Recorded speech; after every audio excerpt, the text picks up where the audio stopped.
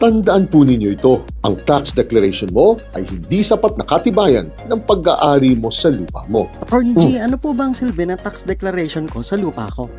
Pag-usapan po natin ito. Una, definition of tax declaration. Ang tax declaration po ay isang dokumentong ini-issue ng local assessor's office ng syudad o munisipyo na sumasakop sa lupa ninyo bilang patunay at basehan ng real property tax o yung buwis na babayaran ninyo para sa nasabing lupa ninyo. Kaya dapat pong maliwanag na nakasaad dito ang eksaktong lokasyon ng lupa ninyo, ang assessed value nito o ang basehan ng buwis na babayaran ninyo at ang pangalan ng may-ari ng lupa kung tituladong lupang ito o ang pangalan ng declarant o yung nagbabayad ng buwis kung hindi pa po titulado ito. At dapat pong maliwanag rin na nakalagay dito ang classification ng lupa ninyo. Halimbawa, kung residential, agricultural, or commercial po ito. Pangalawa, importance of tax declaration. Bukod sa pagiging basehan nito ng real property tax o ng buwis na babayaran ninyo, ang tax declaration po ay isa ring matibay na proof of possession o katibayan na kayo ang gumagamit ng nasabing lupang binabayaran ng buwis ninyo. At dahil kinakailangan pong ideklara ninyo sa dokumentong ito ang bawat improvements o istruktura na ipapatayo ninyo sa nasabing lupa ninyo, maganda rin pong basehan ito sa state o sa estado ng lupa ninyo.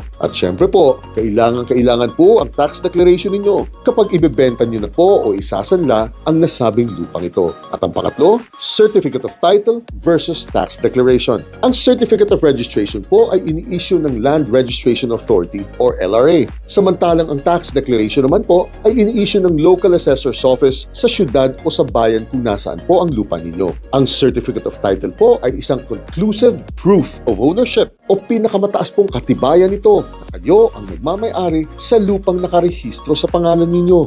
Maliban na lang po kung mapatunayang peke pala ang hawak ninyong titulo. At ang tax declaration naman po ay isang proof of occupancy or possession lamang ito o isang katibayan lang po na kayo ang aktwal na gumagamit ng nasabing lupang ito. Sa madaling salita po, assuming na hindi peke ang mga hawak ninyong dokumento, lagi pong mananalo sa kaso ang isang taong hawak ay titulo, kumpara po sa isang taong tax declaration lamang ang hawak nito. Bukas, pag-usapan naman po natin kung paano magpatitulo ng lupa ninyo. Gine!